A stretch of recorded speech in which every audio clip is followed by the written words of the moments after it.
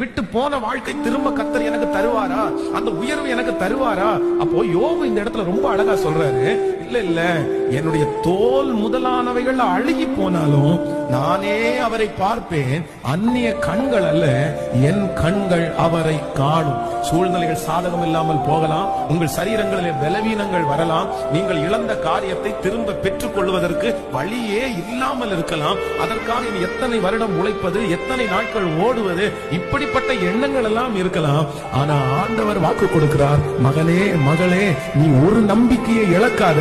அது என்ன நம்பிக்கைன்னா, நீ இழந்ததை மீட்டு திரும்பவும் உன்னை கர்த்தர் கொண்டு வருவார். நீ இழந்ததை சகலத்தையும் கர்த்தர் உங்களுக்கு திரும்ப தருவார். சத்தமாய் ஆமென் சொல்லுவோம். இழந்த எந்த காரியமா இருந்தாலும் திரும்பவும் நம்முடைய வாழ்க்கையிலே அது வரும். விசுவாசிக்கிறீர்களா இல்லையா? நான் நம்புகிறேன், நீங்கள் இழந்த ஜெப வாழ்க்கையை ஆண்டவர் திரும்ப தரப்போகிறார்.